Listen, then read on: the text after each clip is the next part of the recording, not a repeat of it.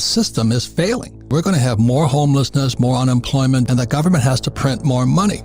It's a command and control economy where the government tells you everything. I just don't trust our government. And they're going to have to start printing pretty quickly. And the more they print, the less value, purchasing power the dollar has, or the loonie, or the yen, or the peso. People are talking about inflation. I think we're in depression right now, and we're going to be the biggest depression in world history. In the 1970s, that's when the world was changing. The biggest bust in the history of the world is coming up. It's pensions. They trusted the government. They trusted their pension would be there, and it's going to go bust. And that's us. We'd get crushed.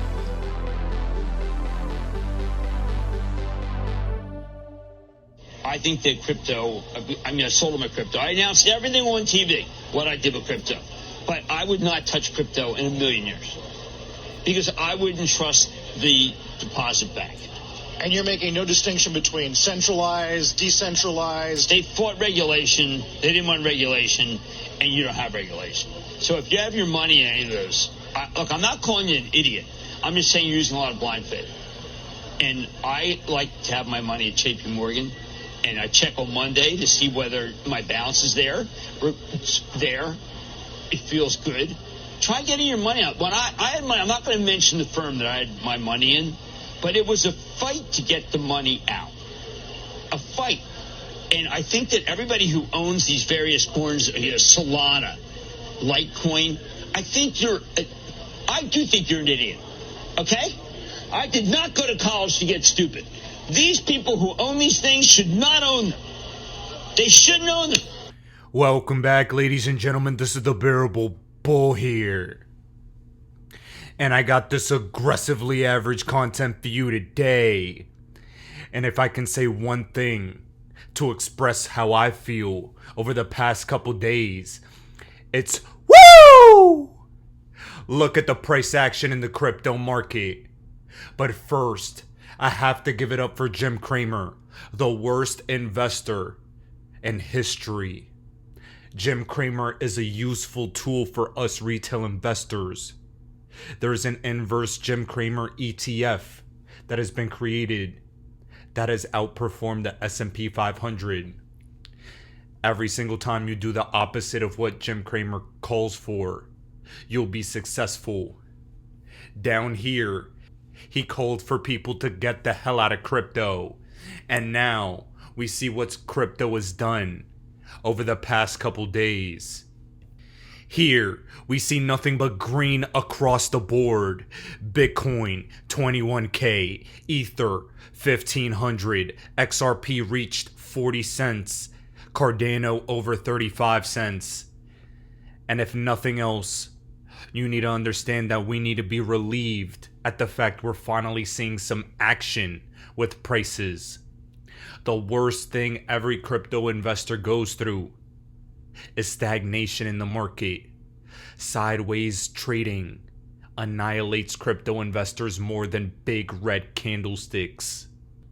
This is something that I've personally gone through numerous times. In my now 7 years in crypto, I've seen plenty of this, and that's always when retail investors falter. But now, if you're looking left and right on crypto Twitter and the crypto sphere, people are now getting ready to FOMO. They don't understand what's going on. Everyone's calling for a bull trap at the exact same time as well. Emotions are high. And when emotions are high, you have to take a step back. Calm the hell down. Try and understand why you want to FOMO now, but you didn't want to FOMO when Bitcoin was at 16K, when Ether was at 1,200, or when XRP was at 33 cents. Trying to understand your emotions as an investor will make you millions down the road. And learning these lessons now will save you plenty of mistakes down the road. That being said though, guys, understand that in my last video, I pointed out the DXY and how it is the most important chart that is directly correlated with positive or negative price action in the crypto industry. Whenever the DXY increases, crypto tends to collapse.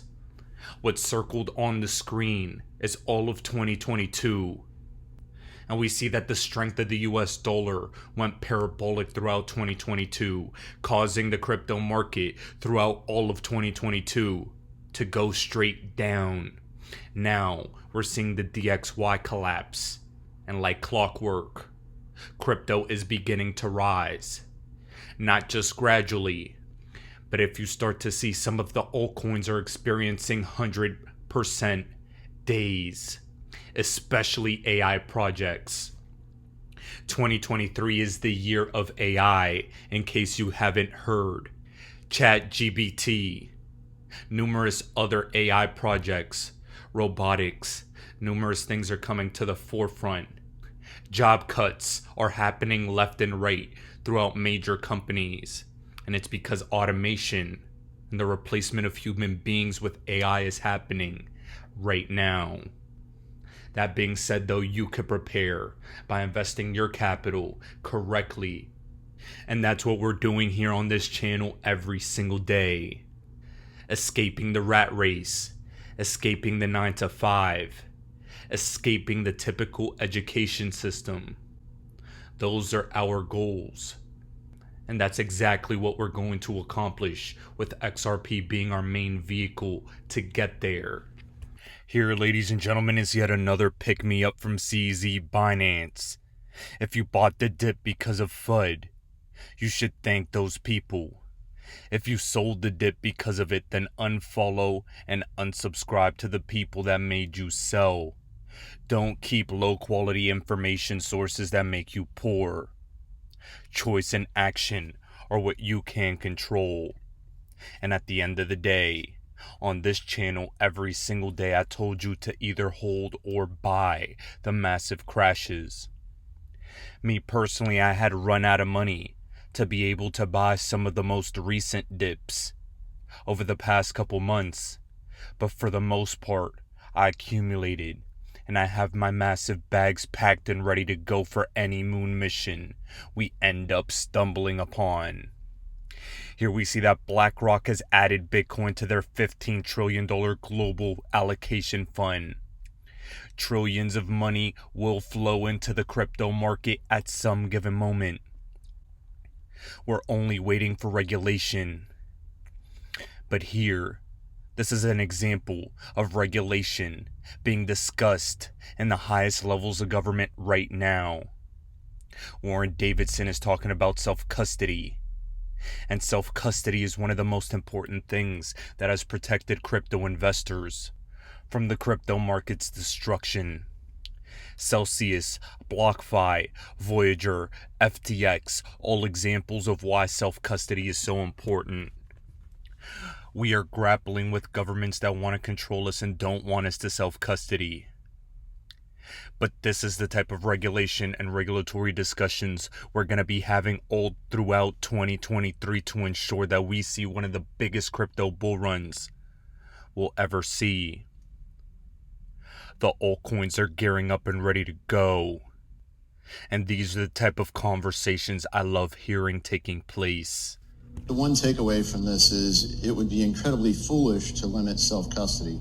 If you look at, both Secretary Mnuchin and Secretary Yellen, Treasury under both of them started processes to look at limiting self-custody, or as they refer to it, self-hosted wallets. But the reality is it's your ability to own your own assets. And fundamentally, people are telling you if they don't like self-custody, they don't like freedom, they don't trust you, and they want you to depend on someone they can control to control your assets. And when you look at a space right now that has the legal and regulatory chaos going on that we're seeing, not just at FTX, why would you want to limit self-custody? And I think we have to, this is our Keep Your Coins Act that I hope we can get across the finish line in short order. And I think the present situation makes that immediacy maybe more accelerated. Those on and off ramps around facilitating trading between fiat currency and cryptocurrency is something that's happening now, and I'm glad it's moving along. And so you kind of have those two ends of the spectrum, the connecting to the legacy world and the really new advanced thinking that's going on. So Abigail wants to bridge the crypto world and the traditional world. She doesn't have a board of shareholders to answer to. The Johnsons run Fidelity and she's the CEO. She's excited about crypto and manages $11 trillion. Fidelity has offered Bitcoin IRAs and FIS has a RippleNet integration. Half of the world's wealth flows through FIS. And FIS offers a payment solution that has Ripple as a module, meaning if you're using FIS software, you could plug and play RippleNet. The initial integration was just Xcurrent. Xcurrent is no longer a product, it's just RippleNet. That includes ODL and Crypto Liquidity Hub. Ripple chose to make the software that did not include crypto assets. It's like a Trojan horse. They use RippleNet because it's cheaper and faster, and as time progresses, they start expanding to the XRP ledger. Now, ladies and gentlemen, for those of you paying attention, that first clip from Warren Davidson stressing the importance of self-custody discusses how institutions and governments may not necessarily want it so they can be in control of your assets through centralized entities. That is why it's important that we take a stand to ensure that self-custody is a priority in front of regulators' faces. In the same breath, that second clip was from XRP Darren. Please give him a follow, as he's discussing the Goliath institutions and how Ripple has positioned themselves correctly in between all of this financial infrastructure. The replacement of the old financial plumbing into the new one, surrounded by XRP's utility and adoption, has been strategically placed by Ripple, essentially forcing the use of XRP through RippleNet being better technology, and then XRP being the secret sauce that'll really make everything work faster, cheaper, and more effective. The Trojan horse game plan of making sure XRP's utility does get adopted because of Ripple's initial infrastructure, technology, and hustle was marvelous. And I love seeing how beautifully this game plan is finally taking place. Now guys, to cap off this video for today, we're going to discuss Flare. The Flare network has been live, delegation has been taking place, but a lot of people may not necessarily know why they should be holding this digital asset. Here, we have Panos discussing what's the point of holding Flare and how is its value increasing over time. First and foremost, I do believe that Flare is a monstrous buy right now, specifically because if this Flare proposal passes that we will be voting on, you'll essentially be receiving 6 Flare tokens for the price of 1. That in itself is worth the risk in my opinion. But not only that, Flare is a layer 1 Ethereum virtual machine compatible blockchain that was designed to promote interoperability and interconnectivity throughout the crypto Web3 ecosystem. As I see it, the value of Flare, the native token of the Flare network, lies in the revolutionary innovative solutions Flare is building and the impact they will have in the whole industry. Flare will have several use cases, especially with Layer Cake and the F-Asset system. More and more Flare will be needed as collateral to be locked up, which means while more and more assets are bridged to Flare network, more and more Flare will be needed, causing the upward price action. Flare is also a governance token, as by owning Flare you own a part of the protocol in 2 ways. 1, you earn a share of the rewards that the network gives through delegation. 2, you can vote and dictate the future of the network. So by owning Flare and participating in the ecosystem, you have a lot of ways to earn rewards and participate in different incentive programs. Flare is poised to change the crypto industry for the better, and I'm happy to be part of this ecosystem. I think it will not take long until Flare is among the top 10 layer 1 chains. And in my personal opinion, I think Panos is spot on. Tune out the noise of the haters of the Flare network. They didn't do everything right from the jump. But we're all learning. We're all evolving. And at the end of the day, I think Flare is worth the risk. Get in while the price is hot. Get in on the early days of the network. Because these early days will be the prime time, most beneficial time. You'll be able to make the most rewards. And I'm excited to see how this ecosystem evolves. Ladies and gentlemen, this is the Bearable Bull here. Thanks for tuning in. As always, I appreciate every single one of you. Now I'll be back tomorrow with another video. Why do I hold XRP? Because Ripple's the chosen one to lead the new global digital payment system, and they use XRP. In 2013, the Federal Reserve began looking for faster payments options. 2 years later, an action plan was born and a federal payments task force was created. It included one company focused on crypto, Ripple. In 2014, the World Bank and Better Than Cash Alliance, which includes the Bill and Melinda Gates Foundation, Clinton Global Initiative, and the governments of 32 countries, put out a report called The Opportunities of Digitizing Payments. 1 year later, the Better Than Cash Alliance featured one crypto company on their website, Ripple. Today, Better Than Cash Alliance and all other UN initiatives are focused on a single agenda, the Sustainable Development Goals for 2030. You can see the SDGs logo on Bill Gates' lapel, world-leading companies, the Better Than Cash Alliance website, and on the UN's official exchange, Exchange. What crypto is Exchange officially utilizing for their carbon credit solution? XRP. The world will move to a new international standard for exchanging electronic messages between financial institutions by 2025 called ISO 20022. Who was the first ISO 20022 member focused on distributed ledger technology? Ripple. Who's partnered with over 300 financial institutions, including Bank of America, American Express, PNC, Santander, SBI, HSBC, Standard Chartered Bank,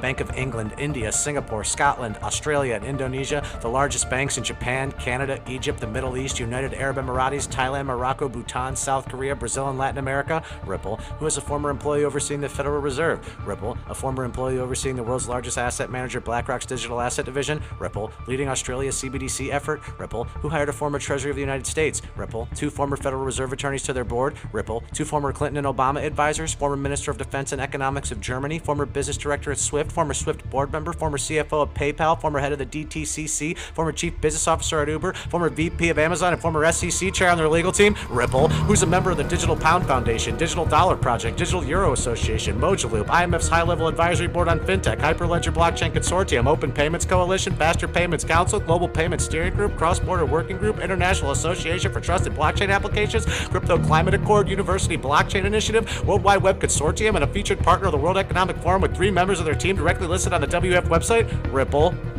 Now, does Ripple and XRP sound like they're going to disappear, or do they sound like they're part of a much bigger plan? You decide.